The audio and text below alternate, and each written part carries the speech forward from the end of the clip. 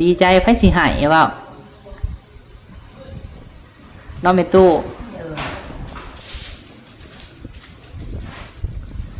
พ่อกับแม่เพิ่นก็ซอยให้ได้น้องแม่ตู้เนาะให้น้องตุนเข้มแข็งให้น้องตุนเป็นคนฮู้วันนี้เฮามีข่าวดีมาแจ้งเจ้าแม่บิ้งกับพ่อเพชรชื่ออยู่ว่าอ้ายหยังนี่บ่ชื่อโอ้มีชื่อบ่อ้ายของมีบ่ชื่อฮอดอ้ายบ่บัดนี้ฮะโอ้เจ้าสั่นบ่ล่ะฉันหนาวผมไม่ฉันแต่ว่าสั่นในเฮิงเติบหรือบ่แม่เฒ่าเป็นสั่นนี่นะหมอหากระปิ่นนี่แล้วเป็นฉัน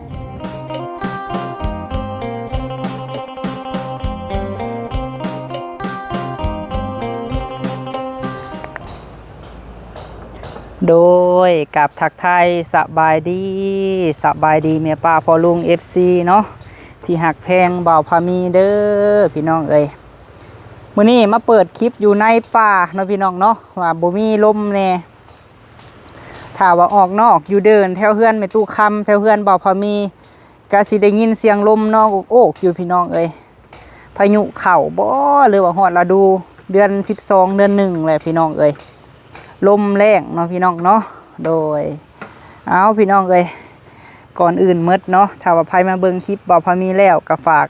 กดไลค์กดแชร์ในเด้อพี่น้องเอ้ยแล้วก็บ่ข้ามโฆษณาคลิปบ่าวพามีเนาะพี่น้องเนาะเพื่อเป็นกำลังใจให้บ่าวพามีพี่น้องเอ้ยโดยเข้ามามื้อนี้พี่น้องเอ้ยเฮามีข่าวดีเนาะที่มาแจ้งในตู้ค่ำพี่น้องเอ้ยเนาะข่าวดีนั่นก็คือมีทางแม่บิ้งกับพ่อเพชรพี่น้องเอ้ยเพิ่นอยู่ทางรัฐมินิโซตาเนาะที่ว่าเพิ่นได้สร้างเฮือนสร้างซ่านให้ทางแม่ตู้ค่ำพี่น้องเอ้ยทางพ่อกับแม่เพิ่นสีเข่าไฟให้ทางแม่ตู้ค่ำเนาะพี่น้องเนาะเฮาสิมาบอกข่าวดีแม่ตู้เพิ่นแต่ว่าเรื่องเอกสารอีหยังต่างๆแม่นบ่าวพามีได้แล่นไว้แต่มื้อก่อนพุ่นพี่น้องเนาะตอนนี้ก็มีแต่รอใส่ไฟแล้วก็จ่ายเงินค่าเข้าไฟพี่น้องเนาะส่วนเฮือนซ่านของแม่ตู้ค่ำพี่น้องเอ๋ยเนาะทางบ่าวพามีลมกับแม่บิ้งแล้วไฟ4สายพี่น้องเอ๋ยเพราะว่าในอนาคตเนาะพี่น้องเนาะถ้าว่าเฮือนซ่านของแม่บิ้งกับพ่อเพชรแล้วเนาะพี่น้องเนาะก็สิดึงไฟจากเฮือนแม่ตู้ค่ำมาพี่น้องเนาะเพราะว่าตอนนี้ใส่เป็นหลังเดียวก่อนเพราะว่าไฟ4สายมันจะแห้งพี่น้องเนาะเพื่อว่าพ่อกับแม่เพิ่นติดแอร์หรืออีกอย่างต่างๆมันก็สิสามารถใส่ไฟแห้งได้นะพี่น้องเพราะว่าแอร์มันก็กินไฟเนาะโดยเพราะว่าเข้าไว้เฮือนไม่ตู้ค่ำก่อนเนาะพี่น้องเนาะถ้าว่าเฮือนพ่อกับแม่แล้วก็ต่อจากเฮือนไม่ตู้ค่ำนี่เข้าเฮือนใหญ่เนาะลงกงเตอร์ไว้เฮือนซานไม่ตู้ค่ำพี่น้องเอ้ยเป็นไฟ4สายเนาะในราคากะ7,500,000พี่น้องเอ้ยถ้าว่าไฟ2สายก็คือ5,500,000จะลื่นกันเพียงแต่2 ล้านพี่น้องเอ้ยแต่บ่าวพามีก็แนะนำพ่อกับแม่เอา4สายเนาะเพราะว่าไฟเฮือน2เฮือนพี่น้องเอ้ยมันก็คุ้มอยู่เนาะเอาใส่ฟืนใส่ไฟคืออย่างเช่นมีแอร์มีหยังได้น้ำได้ในพี่น้องเอ้ยก็สิได้ไฟแห้งและไฟเฮาก็จะบ่ตกเนาะเป็นไฟ4สายตอนนี้แม่นบ่าวพามีแล่นเอกสารอีหยังต่างๆเรียบร้อยพี่น้องถ้าแต่ว่าเพิ่นมาลงกงเตอร์จ่ายเงินให้เพิ่นเนาะเพิ่นเอามาเข้าให้ฮอดลักพี่น้องทางสร้างไฟเพิ่นเนาะหรือว่าเขาต่อเข้ามาเฮือนก็ต้องล้มกับเพิ่นตื้มพี่น้องเอ้ยถือว่าราคานี่ก็4สายก็ราคา7,500,000ก็สิลื่นกันอยู่2 ล้านพี่น้องเอ้ยจาก5,500,000นี่แม่นไฟ2สายเนาะโดยเอาซะพี่น้องเนาะเฮาก็สิเข้าไปแจ้งข่าวดีก่อนพี่น้องเอ้ยเนาะแจ้งข่าวดีแม่ตู้ค่ำก่อนได้ทานก็ถามหาเรื่องลงทุนเนาะพี่น้องเนาะช่วงนี้พี่น้องเอ๋ยหลังจากว่าบริมาลายมือพี่น้องเอ๋ยเนาะน้องตุนกับสีหายหน้าหายตาลายพี่น้องเอ๋ยอาการน้องกาแห้งสุดลงกว่าเก่าพี่น้องเอ๋ยตามที่บ่าวพามีอันนี้บ่าวพามีมาหลักเปิดคลิปเนาะลายฐานกระถามพี่น้องเอ๋ยเห็นเพิ่นมากอะน้องตุนคือทรงสิเมื่อยเนาะบ่าวพามีกะคือหู้แหละพี่น้องเอ๋ยคันสิพาไปหาแพทย์หาหมอกะเล่าย่านพี่น้องเอ๋ยก็เลยว่าเอาเจ้าชีวาเท่าไรพี่น้องเอ๋ยกับ ปล่อยให้เพิ่นเบิ่งไปนํกันพี่น้องเอ้ยเบิ่งไปซะก่อนเนาะว่าเพิ่นสิว่าแนวใดแต่ว่าบ่พอมีเบิ่งเนาะอาการน้องเพิ่นก็จ้อยแห้งพี่น้องเนาะจ้อยแบบบ่มีแห้งหั่นน่ะเนาะแต่บ่ฮู้ว่าน้องเพิ่นเป็นโรคหยังกันแท้เพราะว่าเฮายังบ่ได้ไปหาแพทย์หาหมอสาเหตุที่ว่าบ่ได้พาไปก็คือบ่จักสิว่าแนวใดจริงสิให้เราไปนํพี่น้องเอ้ยก็เลยว่าเบิ่งนํกันเนาะก็คือพี่คือน้องเห็นบางเทื่อก็เฮาเฮ็ดเวียกเฮ็ดงานเนาะน้องเพิ่นก็อาจจะบ่ได้ซอยก็อยากให้พี่น้องเข้าใจนํกันพี่น้องเอ้ยเราก็เป็นคนแบบซี่แหละตั้งแต่เริ่มแรกแต่ที่เฮาเข้ามาก็เห็นน้องเพิ่นเป็นแบบซี่พี่น้องเอ้ยแต่ว่าตอนนี้ก็ช่วงหนึ่งที่บ่เห็นหน้าก็คือเมื่อหาเก็บเล็กแล้วก็เมื่อเฮือนแม่ป้าเนาะลูกของแม่ตู่คำอีกบ่อนหนึ่งแต่ก็บ่ไกลกันพี่น้องเอ้ยเมื่อพุ่นเราก็อยู่แบบซี่ของเราแหละพี่น้องเนาะคือนั่งอยู่ไสก็จะอยู่หั่นบ่ฮู้ว่ากินข้าวกินน้ำบ่หรือว่าแนวใดก็เบิ่งคือสิเมื่อยแห้งพี่น้องเอ้ยอาการเนาะก็คือพี่คือน้องเห็นแต่ว่าอันใดที่เฮาซอยได้เฮาก็ซอยพี่น้องเอ้ยอันใดที่ว่าเฮาเฮ็ดได้เฮาก็เฮ็ดเนาะโดยป้าซะเนาะจังไดเข้าไปถามไทยเบิ่งเราก่อนพี่น้องเอ้ยถามเบิ่งอาการเราแล้วก็ไปแจ้งข่าวดีนำโดยเนาะพี่น้องเนาะป่ะจังไดก็เข้าไปหานํเพิ่นนำกันพี่น้องเอ้ยเข้ามาถามไทยเบิ่งเนาะสิมาบอกข่าวดีเพิ่นนำเนาะแล้วก็ถามเบิ่งอาการน้องตุ้นพร้อมพี่น้องเอ้ยเห็นแป๊บๆอยู่มาอยู่บ่หรือว่าแนวใดเพราะว่าบ่พอมีก็ย่างมาแต่ดินใหม่บ่พอมีพุ่นแหละพี่น้องเอ้ยโอ้เฮาจะบ่มีไผเนาะสร้างผักเวียกแต่มื้อนี้เนาะมื้อนี้วันศีล15ค่ำพี่น้องเอ้ยโอ้แปลกแท้มื้อนี้เนาะน้องชายพี่น้องเอ้ยโดยสบายดีน้องตูนโดยแม่ตู้แม่นว่าเป็นตู้คำคือแปลกๆโอ้โหน้องตุนกับแม่ตู้พี่น้องเอ้ยนี่มื้อนี้เอารถตัวเองได้มาเนาะมื้อนี้โห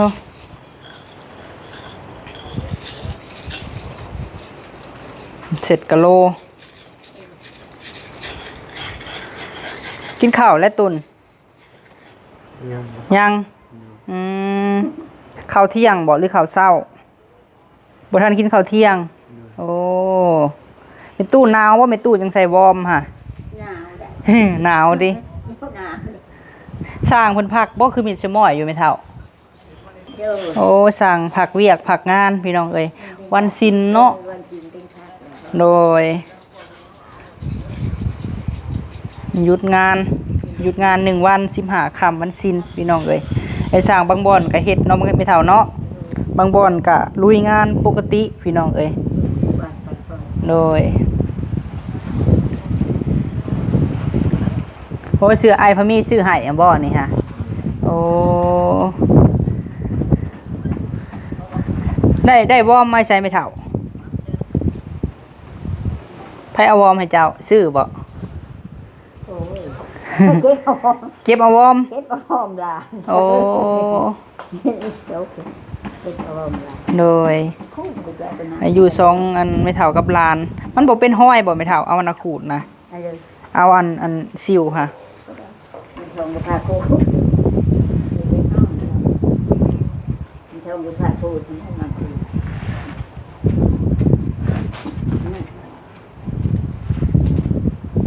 ลมหนาวเนาะเป็นตู้เนาะโอ้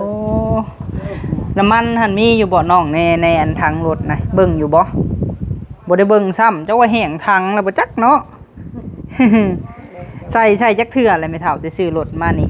ช่วงนั้น3เทื่อได้เติมใหม่อยู่บ่ล่ะ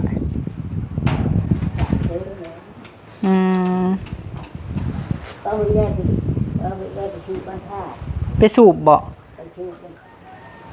ฮากะครับมาพี่น้องเอ้ยป้าแม่ตู้ป้าเข้าไปนั่งในป้าลมหนาวเนาะโดยป้าหลับป้าเข้ามาพี่โอ้โธ่ให้แม่บิ่งก็ว่างามพี่น้องเอ้ยเพราะว่าอันนี้เพิ่นติดสกอตไว้เนาะติดเทปบ่ไปเอิ้นอีหยังนี่แหละเพราะว่าบ่อยากให้มันถึกสีบ่ บ่อยากให้มันถึกสีเนาะโอ้โธ่ไม่เท่าได้เคือนงามแท้มานั่งพี่ก็ได้ไม่ตู้พุ่นหันมันอันนั้นพี่มานั่งพี่ก็ได้ โดยมาพี่ตุนโอ้โดยไม่จื้ออยู่ว่าอ้ายหยังนี่บ่จื้อโอ้ มีชื่อบ่อ่านของมี บ่จื้อฮอดอ้ายบ่บัดนี้ฮะ ชื่อนะอ่าน ตะกี้ฮะจื้อบ่ตะกี้ฮะโอ้นั่งอยู่ก็ได้ละโดย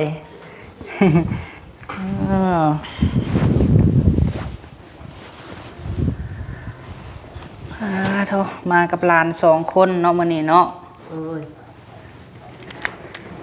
เป็นจังไดน้องตูน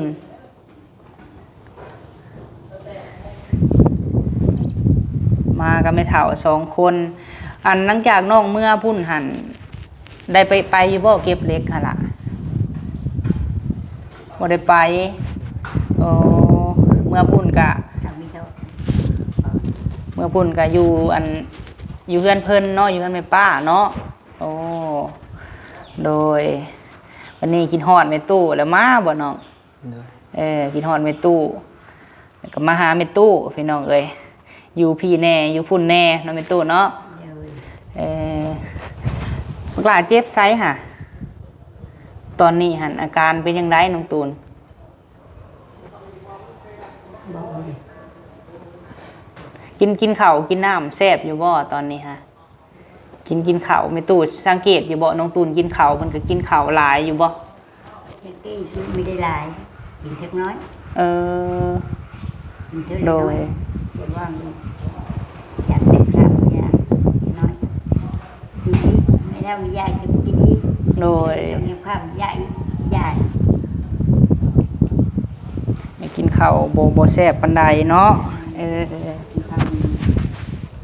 มีบุญดีดีแก่ โดย เจ้าหนาวบ่บ่อันอาเห็นเจ้าสั่นซั่นดอก ฉันไม่ฉันจะมันเป็นเรื่อง โอ้ ฉัน เจ้าสั่นบ่ล่ะ ฉันหนาวผมไม่ฉัน แต่ว่าสั่นในเฮิงเติบหรือบ่ไม่เท่าเป็นสั่นนี่นะ หมอหากระปิ่นนี่แล้วเป็นฉันเนี่ยเราไม่ทราบไปว่าเป็นเนื้อหัวใจว่าหัวใจฉันบอกเฮ้ย มันมีหยังก็บอกอ้ายเด้อล่ะเด้อบ่ต้องย่านดอก บอกกันเฮ้ยเนาะเป็นพี่เป็นน้องกันมีหยังก็บอกกันบ่อยากให้ปิดเด้อน้องตุ่นเด้อเด้นี่พ่อกับแม่บิ่งกับพ่อเพชรเพิ่นก็เบิ่งอยู่ น้ำมันฉันนะ โดย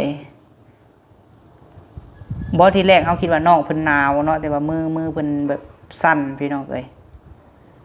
หรือว่าเป็นน้ำเฮาสั่นบ่หรือน้องตุ่นสั่น น้องตุ่นได้เนาะสั่นไม่ตุ่นยังบ่ได้สั่นเนาะ ไม่ได้ฉันไม่ทำ โอ้โดยหักกินข้าวหักก็แซ่บอยู่บ่ล่ะกินข้าวกินน้ำเมืองน้องเพิ่นก็อันนั้นพี่น้องเอ้ย บอกมีแพทย์ ยาตัวไอ้ซื้อให้ได้สละกินอยู่บ่เบิดแล้วบ่ มีแล้วบ่ ยังอยู่อืมว่าได้นอกกินเฮาก็กินยาที่หมอเพิ่นอันนั้นให้เนาะยาและน้องเนาะบ่ได้เป็นหยังดอกเนาะโดยก็ปกติพี่น้องเอ้ยแล้วก็เป็นคนฮู้แหละน้องตูนก็ได้ก็บ่ได้ไปทุกที่เนาะแม่เฒ่าเนาะรถก็บ่ได้เอาไปไสพี่น้องเอ้ยยังอยู่คือเก่า เดี๋ยวผู้เก่า เออ มีไปแล้ว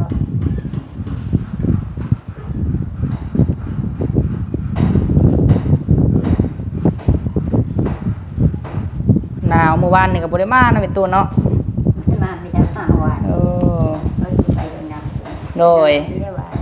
อันนี้ดีเนาะแค่ไม่ได้ แม่เพิ่นไปไสมื้อนี้หาแม่น้องตูนน่ะเอื้อยอันนาเพิ่นเฮ็ดหยังมื้อนี้ฮะ เดี๋ยวเผาทานอยู่ดี เผาทาน เผาดีว่าว่านี่ถึงมากเลยไม่ชื่อนั้นไม่ชื่อนี่ถึงมาก งามอยู่บ่ต้นเฮือนนี่งามอ๋อ วันนี้อ้ายพามีเด้อจื้ออยู่บ่น้องสาวอ้ายได้ซื้อหยัง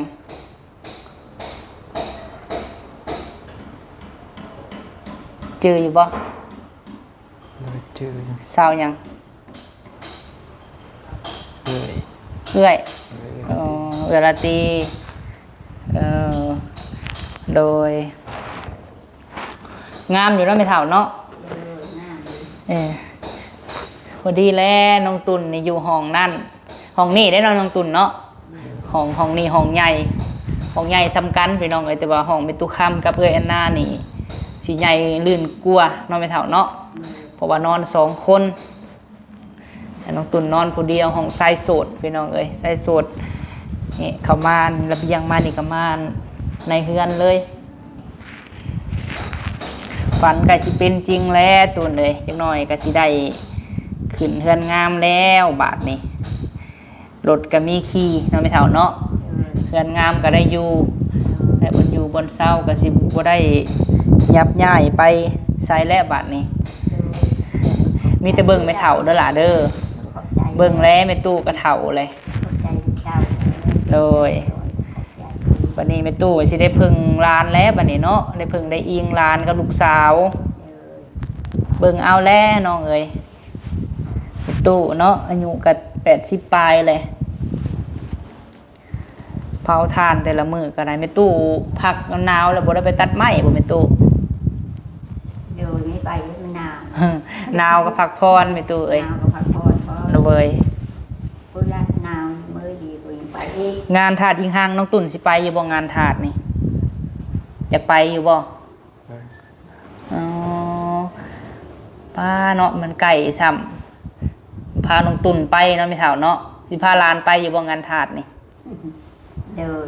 จะอยากไปเบิ่งหยังก่อนงานถาดนี่ตุ่นว่าเบิ่งดูฮะเบิ่งเขาเฮ็ดหยัง ชัดปุ้ง เบิ่งเขาสั่นหมกปุ้งโอ้สัตว์เป็นอยู่บ่เจ้าน่ะ ลืมแล้วบ่ตะกี้สัตว์เป็นบ่ตะกี้ฮะโอ้อยากไปเบิ่งเขาสั่นหมกปุ้งพี่น้องเอ้ยน้องทรายบัดใกล้ฮอดมื้อกันมันก่อนเนาะแม่เฒ่าเนาะ เดี๋ยว เริ่มแต่วันที่29ฮอดวันที่5มื้อสุดท้ายพี่น้องเอ้ยมื้อนี้วันที่หยังแล้วมื้อนี้วันที่20แล้วได้แม่เฒ่าเอ้ย ยากแล้ว ยังอีก10 มื้อบ่แม่นบ่นั่นแหละเนาะ นี่ สิฮอดแล้วพี่น้องเอ้ยน้องตุนอยากไปเบิ่งเขาสั่นมักปุ้งเพิ่นว่าก็เบิ่งเขาฟ้อนบ่อยากไปเบิ่งรถซิ่งน้ำแน่นะบ่ค่อยมีคิดว่าพี่น้องเอ้ย ตะกี้ก็พาไปว่าไม่เท่าตะกี้ฮะ พาไป โอ้ พาไปแต่ยังน้อยเลย โดย ทำลูกอีทองนี่ไม่เท่าพาไปให้ลูกถ่ายตัวพร้อมได้ โดย แต่ยังน้อยก็ไม่ไปเลย พากันไปไปแลนไม่เท่ากับหลานกับสาวเอ็นนาเนาะก็พากันไปไม่เท่าเอ้ย เป็นอยู่แบบเป็นไปเองอะไรแบบยาก โดยโอ้แบตบ่พอมีเบิดนะแม่ตู้เอ้ยเอาใส่สากมาสากก่อนเด้อ เดี๋ยว โดยเนาะพี่น้องบ่พอมีอาหารสากแบตปั่นนี่พี่น้องเอ้ยกินนี่แบตเบิดแม่ตู้คันขึ้นเฮือนแล้วนี่สิมานอนเลยบ่ เดี๋ยวนอนเลย นอนเลยบ่แห่งขี้ข้านเที่ยวเนาะ เช็คการที่ มาอยู่พี่แลน้องตุ่นเอ้ย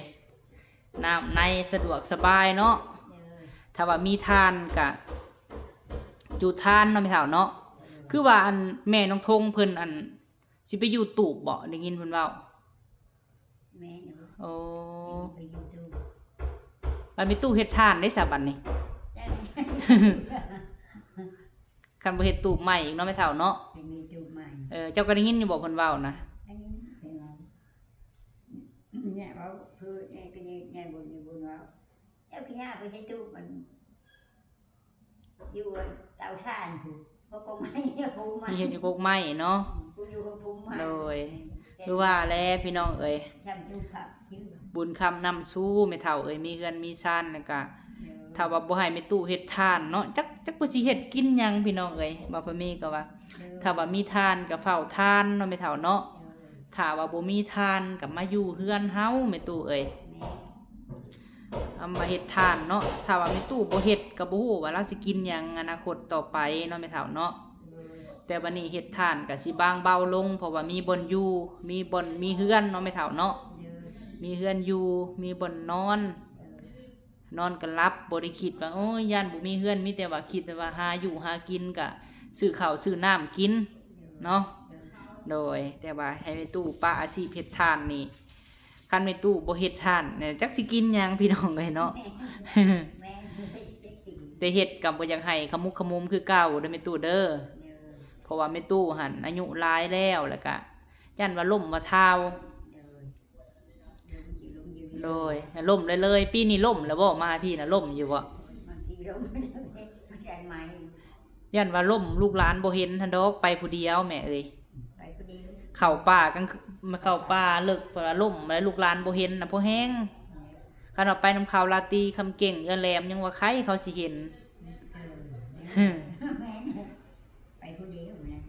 มีบ้าน ของเครือของหยังบัดเอิ้นหาเขาบ่ได้ยินแล้วมันลมแบบซี่ฮะ แม่ กับพันไม้พันผ้ากันระมัดระวังในตู้เอ้ยรถคุณมาบ่มีทางบ่พันผ้าพันหยังกันระวังแหล้เนาะโดยน้องตุนกะเบิ่งในตู้แล้วล่ะเด้อเบิ่งในตู้แพงในตู้ให้หลายๆพยายามคิดทบทวนน้องเอ้ยทบคิดค่อยคิดพยายามบ่อยากให้น้องตุนน่ะคิดหลายเด้อค่อยบ่ต้องคิดหลายดอกล่ะเอ้ยเฮือนก็มีอยู่แล้วเนาะบนอยู่บนเซาก็ได้อยู่แม่บิ่งพ่อเพชรนั่นแหละเนาะเพิ่นเป็นคนปลูกสร้างให้ก็ได้พ่อกับแม่อยู่ต่างประเทศพุ่นแหละจักหน่อยได้เพิ่นสิมาอยู่เพิ่นเฮ็ดเฮือนเพิ่นได้เฮือนแม่บิ่งพ่อเพชรฮู้แล้วว่ะข้างเฮือนเจ้านี่แหละนี่เพิ่นมาแต่เมืองนอกเพิ่นก็มาอยู่นี่ดินเพิ่นมาอยู่เป็นหมู่กันนี่แหละเนาะแม่เฒ่าเนาะบางเทื่อเพิ่นมาเยี่ยมมายามเพิ่นก็นอนอยู่เฮือนเพิ่นผู้เพิ่นซอยมีตู้ค้ำซอยน้องตุนต่อไปอ้ายก็ยังสิมาอยู่นี่อยู่ โดย มาอยู่นำกันนี่ แมน กัน เป็นหมู่กันบ่ปะบ่ถิ่มเนาะคนบ้านเฮาเองพี่น้องเอ้ยน้องตุนกับบ่มีหยังก็บ่อยากให้ปิดอ้ายเด้อน้องเด้อเจ็บแข้งเจ็บขาบ่หรือว่าตอนนี้เป็นแนวใดก็ให้บอกอ้ายลองบอกอ้ายมึงดูตอนนี้เป็นแนวใดมีหยังก็บอกกันน้องเอ้ย mới cả có mới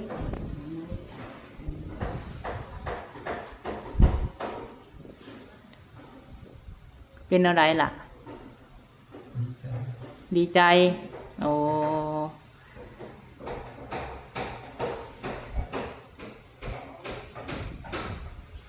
ดีใจที่พ่อกับแม่เพิ่นซอยนี่บ่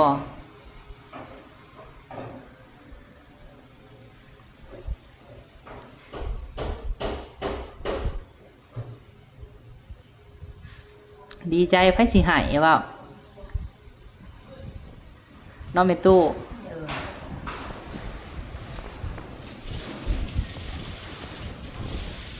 ดีใจก็ให้สู้เด้อน้องเด้อบ่ต้องให้ดอกพ่อกับแม่เพิ่นก็ซอยให้ได้น้องแม่ตู้เนาะให้น้องตุนเข้มแข็งให้น้องตุนเป็นคนฮู้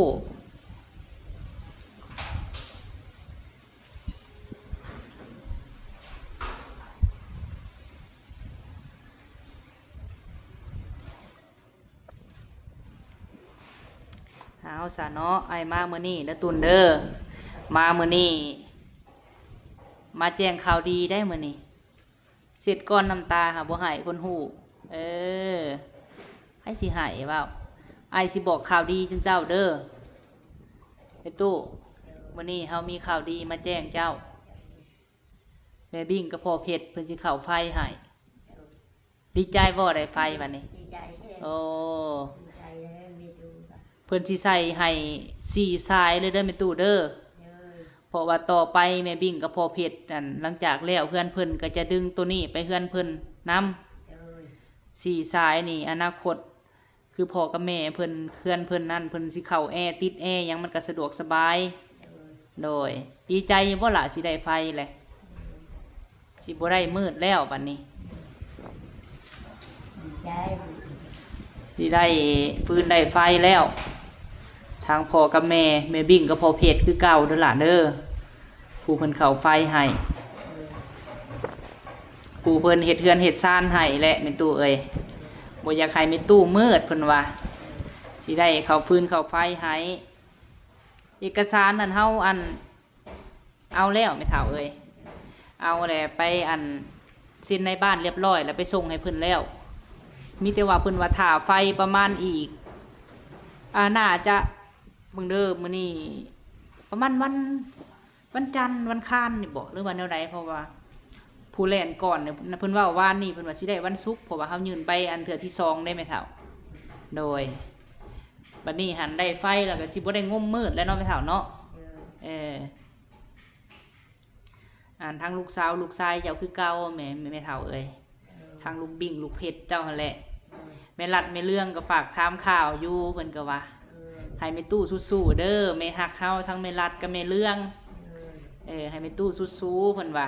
เพิ่นก็ฮักแพงน้องตุ่นคือลูกเนาะทางแม่เรื่องแม่รัดพี่น้องเอ้ยก็บอกให้เท่าตุ่นสู้ๆเด้อเพิ่นว่า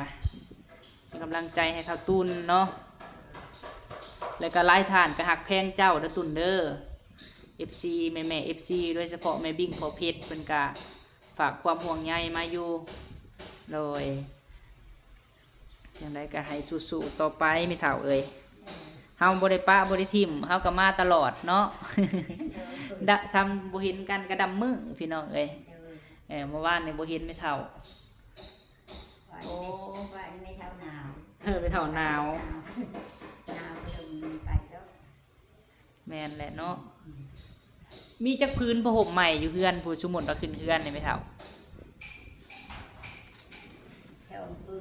สองพื้นที่บ่ทันแกะฮะบอกโอ้ไผซื้อให้ตัวน่ะ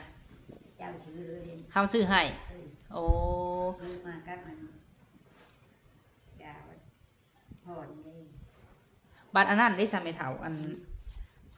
หมอได้ซะมีบ่หมอแหกเทกระโปงหรือว่าเจ้าใส่แน่ล่ะบ่เฮาซื้อให้นะได้เลยละโอ้ยังเราไม่ได้นี่ตุ่นอยากได้อยู่บ่ผ้าห่มอันสุดที่มันเป็นรูปการ์ตูนอันที่นอนอยากได้อยู่บ่อยากได้อยากได้แบบใดซะบอกปลาลุงดูเพิ่นเบิ่งนี่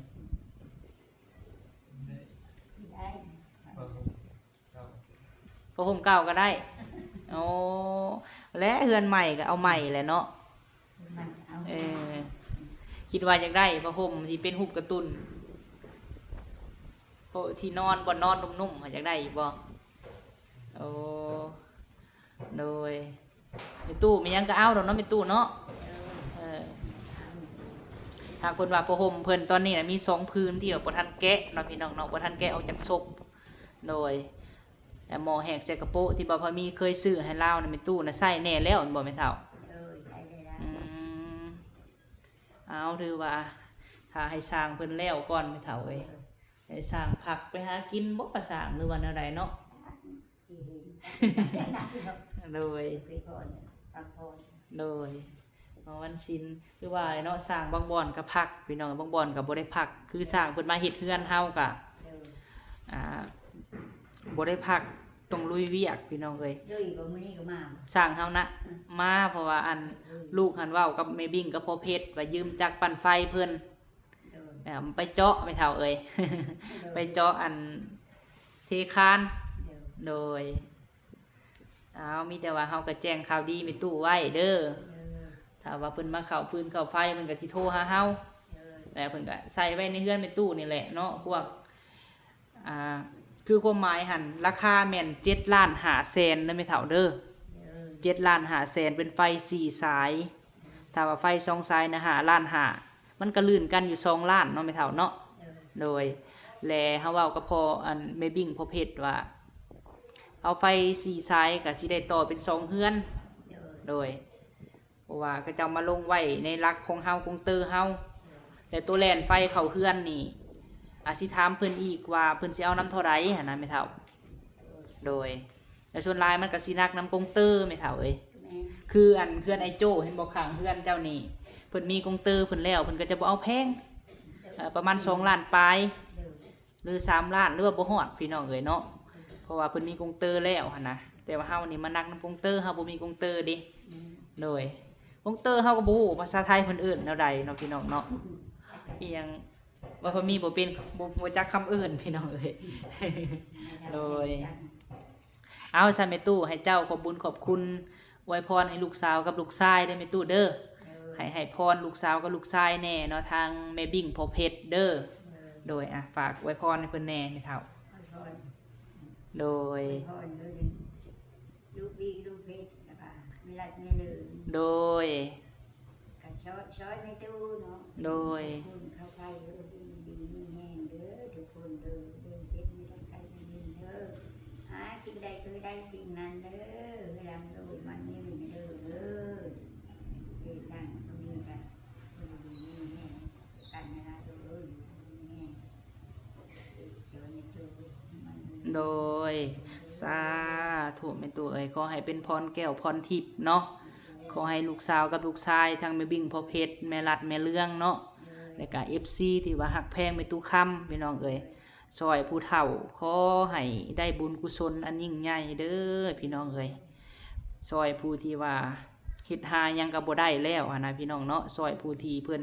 อายุหลายเนาะแม่เฒ่าเนาะขอให้มั่นยืนคือแม่ตู้ค้ำขอให้พบพ่อแต่สิ่งดีๆเข้ามาทางแม่บิ่งพ่อเพชรแล้วก็แม่รัดแม่เรื่องเนาะแล้วก็ FC และสุหม่องสุบอนที่ว่าติดตามเคสแม่ตู้ค้ำเนาะโดยป้าแม่ตู้เอ้ยเฮาสิได้จบคลิปแล้วตู้เด้อโดยสบายดีล่ะโดยพี่น้องเนาะถือว่าแจ้งข่าวทางแม่ตู้ค้ำเรียบร้อยพี่น้องเอ้ยวันนี้หน้าบ้านหน้าเฮือนแม่ตู้ค้ำเห็นบ่พี่น้องไฟโซลาร์เซลล์มีทุกจุดเนาะพี่น้องเนาะเพราะว่า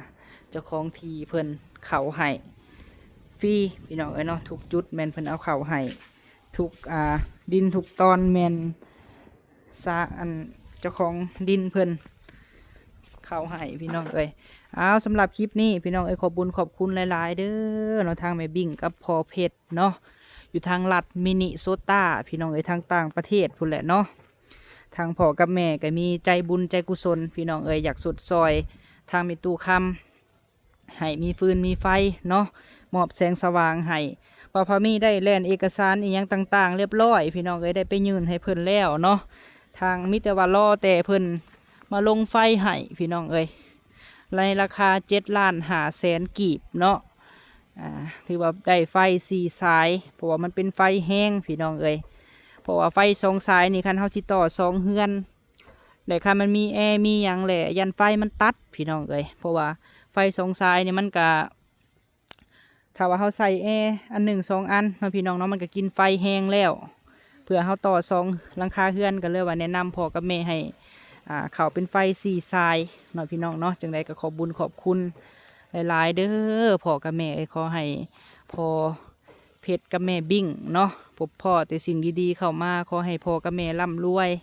เหตุอันใดก็ขอให้ขึ้นให้เกินบ่ให้มีแนวของแนวค่าเนาะโดยขอบคุญขอบคุณพร้อมด้วยธรรมอาการของน้องตุนพี่น้องเอ้ยกับบ่ฮู้ว่าน้องเป็นอีหยังกันแท้พี่น้องเอ้ยคือบ่าวมีว่าหั่นแหละเว้าหยังก็มีแต่ให้พี่น้องเอ้ยเว้าบ่าวมีก็เว้าอ้อยเอาก็ยังให้อยู่พี่น้องเอ้ยเพราะว่าน้องตุนเป็นแบบนี้ก็มาแต่หึงแหละพี่น้องเอ้ยตั้งแต่เฮามาถ่ายเอาผู้แหละแรกๆพี่น้องเอ้ยจนปัจจุบันนี้ก็ยังคือเก่าพี่น้องเอ้ยเนาะเอามีแต่ว่าเว้าปลอบใจเอาหั่นแหละเนาะอ้อยเอาพี่น้องเอ้ยแล้วก็บ่เว้าให้น้องเพิ่นกระทบกระเทือนจิตใจเพิ่นแห้งเนาะพี่น้องเนาะโดยอีตนเป็นตู้ค้ำพี่น้องเอ้ยลาวก็ได้ยังเป็นเสาหลักของครอบครัวคือเก่าหั่นแหละใครแต่ว่ามีบนอยู่บนเสาให้ลูกให้หลานเนาะพี่น้องเนาะบั้นปลายชีวิตพี่น้องเอ้ยสิได้อยู่เฮือนงามสิได้มีบนอยู่บนส้นอาศัยเนาะโดยไปพบพ่อคลิปหน้าพี่น้องเอ้ยไปหาเฮ็ดเวียกเฮ็ดงานก่อนเนาะสำหรับคลิปนี้สบายดีเด้อพี่น้องเด้อ